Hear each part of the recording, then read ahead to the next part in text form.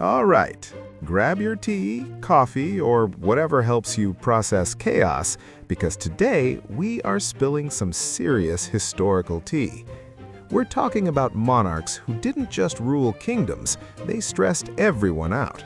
Kings who partied too hard, emperors who let goats run their love lives, and a British ruler whose mind unraveled so publicly that Parliament basically panicked. Trust me, if Twitter existed back then, these rulers would have broken it. Let's start in ancient China with a man who makes bad boss energy look tame, Jie of Xia. Now, Jie ruled what's considered China's first dynasty, and historians agree on one thing: he was a lot.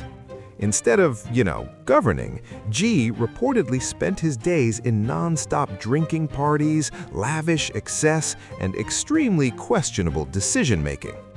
Ancient records say he ignored the suffering of the people, which is historian speak for, "Sir, the empire is collapsing and you're still partying." There's even a story that he built a lake filled with wine. A lake of wine. Honestly, that's not leadership. That's a cry for help. And shockingly, his dynasty didn't last.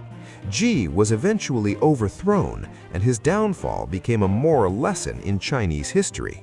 Rule with excess, and history will absolutely roast you. Next, let's talk about someone who ruled with vibes, impulses, and farm animals. Meet Emperor Wu of Jin.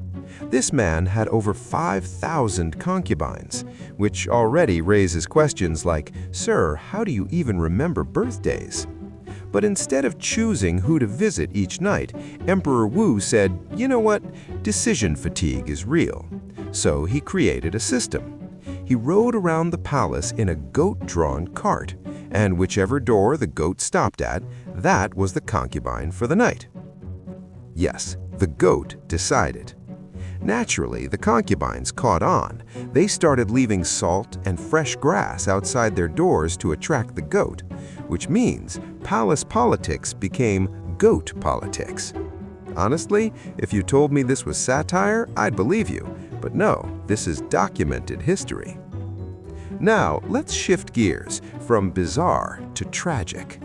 Because eccentricity isn't always funny. Enter George III, the British monarch forever labeled the Mad King. George III ruled during massive moments: the American Revolution, wars with France, political upheaval at home. But behind the crown, he was battling severe mental illness.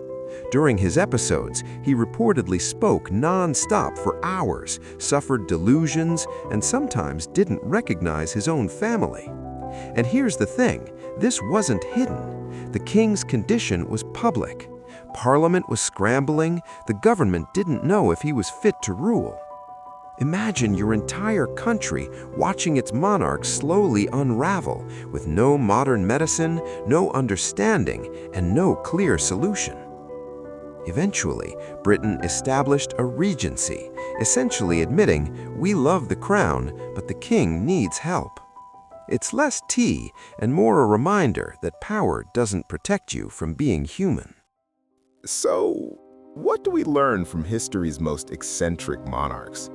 That absolute power doesn't guarantee wisdom, that extravagance can topple dynasties, and that behind every crown is a very real, very flawed person. Some ruled by excess, some ruled by goats, and some were quietly breaking under impossible pressure.